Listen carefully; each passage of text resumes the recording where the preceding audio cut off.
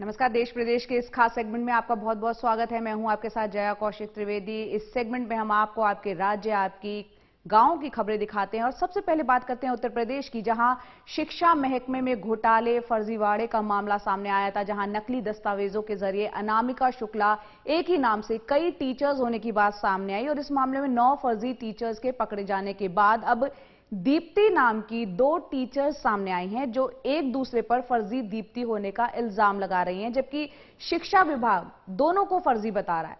अनामिका शुक्ला कांड के मास्टरमाइंड पुष्पेंद्र को तो जेल भेज दिया गया और सरकार अब उसकी डिग्री की जांच कर रही है क्योंकि वो खुद भी टीचर था। लेकिन ये मामले बताते हैं कि देश का भविष्य माने जाने वाले बच्चों के साथ किस तरह यूपी में उनके भविष्य के साथ खिलवाड़ चल रहा है।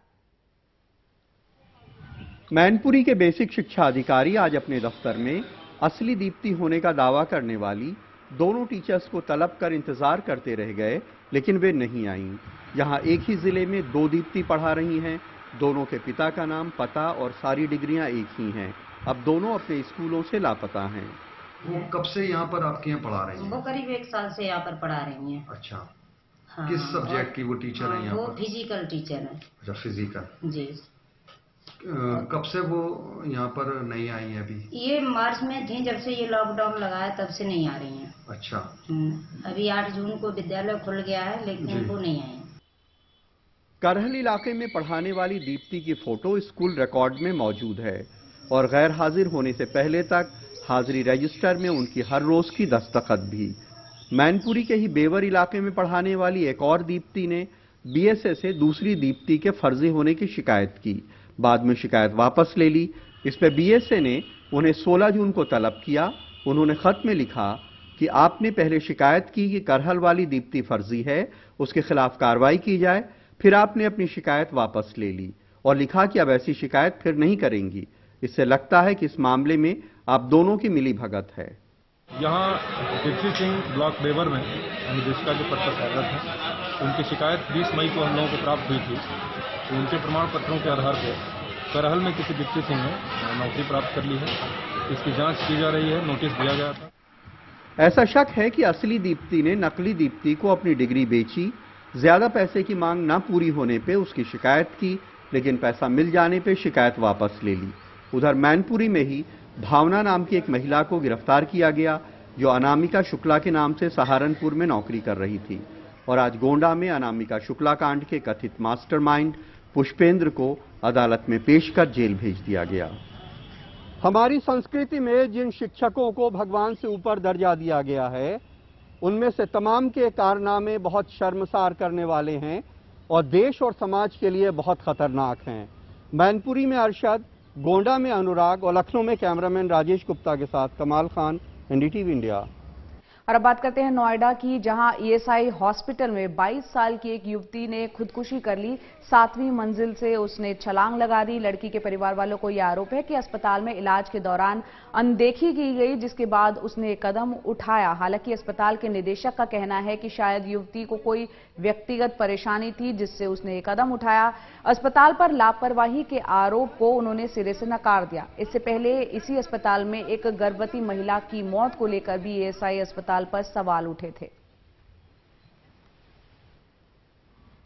और अब बात करते हैं बिहार की, जहां काफी वक्त से नीतीश की सरकार चल रही है। नीतीश कुमार बहुत सालों से यहां पर राज कर रहे हैं। कोरोना के वक्त में एक बार फिर रोजगार के अवसर बिहार में ना होने के सवाल पर कई बार सवाल खड़े होते रहे हैं, जिसके चलते युवाओं, मजदूरों को दूसरे राज्यों में काम के लिए जाना पड़ता है। तो बिहार में नए उद्योग धंधे लगे या नहीं, लेकिन अब कोरोना संकट के बाद N95 और 3 प्लाई मास्क बनाने का एक नया प्लांट यहां पर शुरू हुआ है। इस प्लांट को चलाने वाले संचालक का कहना है कि बाजार में 90% मास्क नकली बेचे जा रहे हैं। आइए देखते हैं छपरा से मनीष कुमार की ये रिपोर्ट। बिहार में भले ही मुख्यमंत्री नीतीश कुमार के हर दिन के वादे के मुताबिक 10,000 टेस्टिंग नहीं हो रही हो, लेकिन बिहार में एक नया काम ये शुरू हुआ है कि यहाँ पर N95 और 3 प्लाई मास्क बनाने का जो है लाइसेंस बिहार के छपरा जिले में, हालांकि ये पटना से ज्यादा दूर नहीं है, ये डुमरी बुजुर्ग में एक कंपनी को मिला है। कंपनी के जो संचालक हैं वो सुनील सिंह हैं। सुनील सिंह बिस्कोमान के प्रबंध निदेशक भी हैं और हाल के दिनों में सस्ते सेब या सस्ते फल बेचे जाने के कारण इनकी काफी ख्याति हुई। सुनील जी बताइए कि ये जो आप 3 प्लाई मास्क बना रहे हैं या N95 बना रहे हैं, ये क्या है? देखिए, हमारे यहाँ जो भी 3 प्लाई मास्क बन रहे हैं, पहला बात तो है कि जो भी बिहार, झारखंड, उड़ीसा में जो भी 3 प्लाई के नाम पर बाजार में बेचे जा रहे हैं वो 98% नकली हैं। इसलिए मैं बोल रहा हूँ कि इसमें 3 प्लाई का मतलब होता है इसमें नोज पिन लगा हुआ है। नोज पिन, पहला तो नोज पिन होना चाहिए। दूसरा, मेल्ट ब्लॉन फैब्रिक आता है, इसके अंदर में मेल्ट ब्लॉन फैब्रिक होना चाहिए जो कोई लगा ही नहीं सकता है।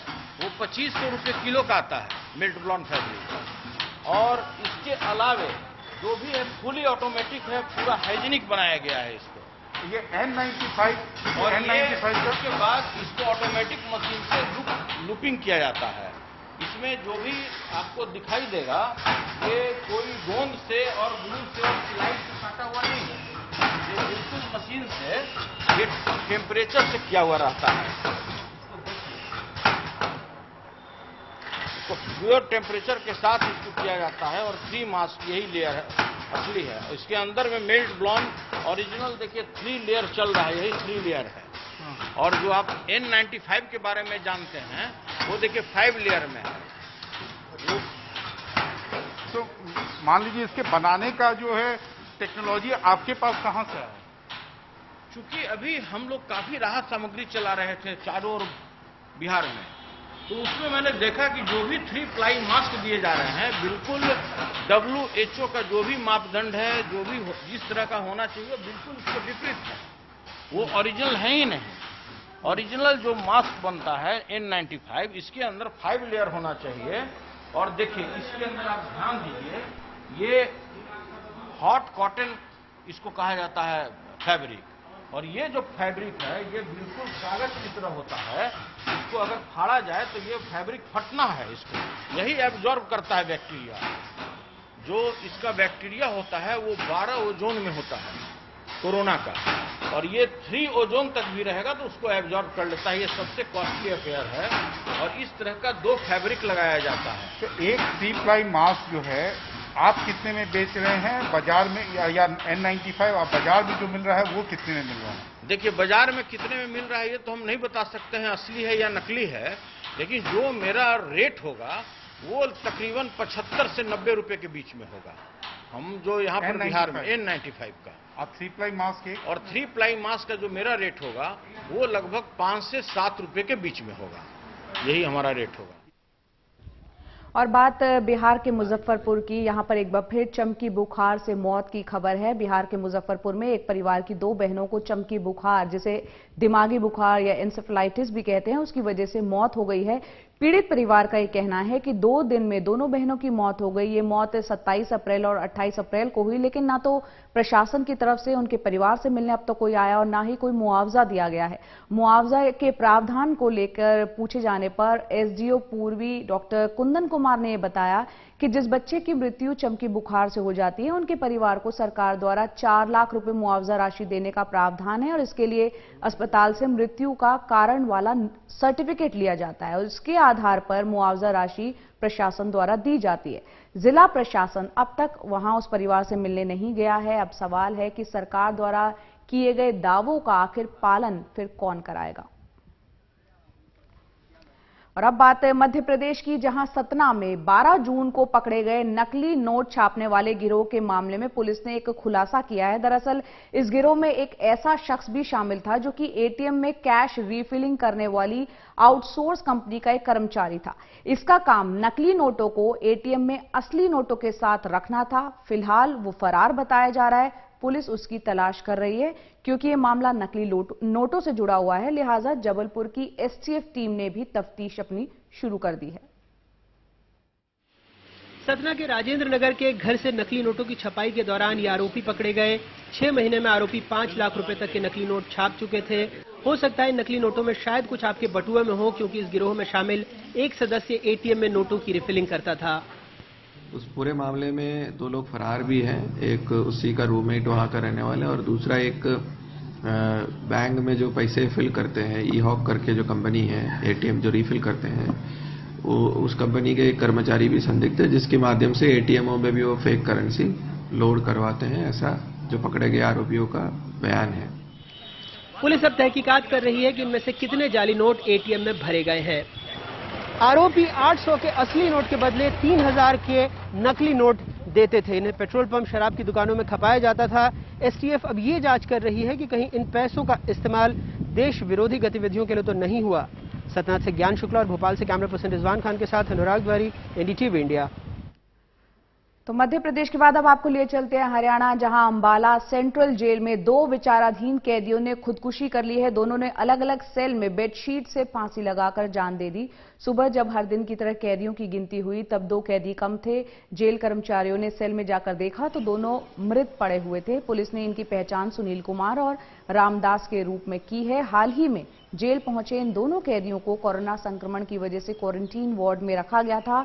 छीना झपटी के मामले में दोनों को जेल हुई थी। फिलहाल इस मामले की न्यायिक जांच की जा रही है।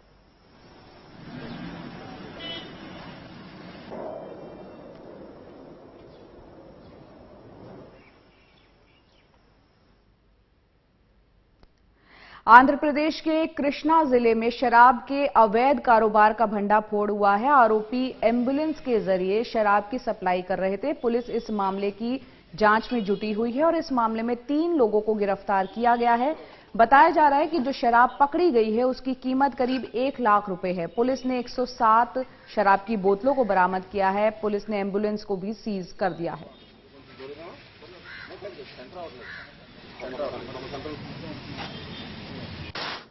और अब खबर तेलंगाना से, जहां मेढक और आसपास के कई इलाकों में तेज बारिश हुई है। मौसम विभाग ने पहले ही निजामाबाद, करीमनगर, मुलुगु, खम्मम, आदिलाबाद समेत कई जगह तेज बारिश की आशंका जताई थी। यही नहीं, मौसम विभाग ने 16 जून से अगले 5 दिनों तक बरसात होने की बात कही है। तेलंगाना पर दक्षिण पश्चिम मानसून के असर के कारण इतनी बरसात यहां हो रही है।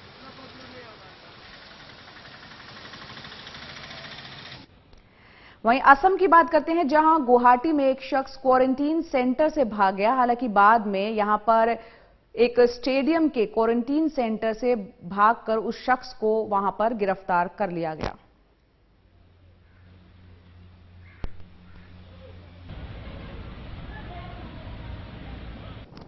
जम्मू कश्मीर की मुगल रोड एक बार फिर से खुल गई है। फलों को बाहर भेजने के लिए 7 महीनों बाद इस रोड को खोला गया है। जम्मू श्रीनगर हाईवे के नियमित मार्ग के अलावा ये एकमात्र वैकल्पिक मार्ग है जो कि दक्षिण कश्मीर को शोपियां को पुंछ और राजौरी जिलों से जोड़ता है। कश्मीर संभाग के आयुक्त के द्वारा जारी आदेश के अनुसार इस मार्ग पर कोई यात्री वाहन नहीं चलेगा। सिर्फ यहां पर आड़ू, बेर, चेरी, खुमानी जैसे ताजे फलों को लेकर राज्य से बाहर जाने वाले ट्रकों की आवाजाही सुबह 11 बजे से शाम 4 बजे तक ही होगी। और दक्षिण के राज्य कर्नाटक की बात करें तो हुबली में कल तेज बारिश हुई और कुछ घंटों की मूसलाधार बारिश में चारों तरफ पानी ही जमा हो गया। घर से निकलने वालों को खासी दिक्कतों का यहां पर सामना करना पड़ा।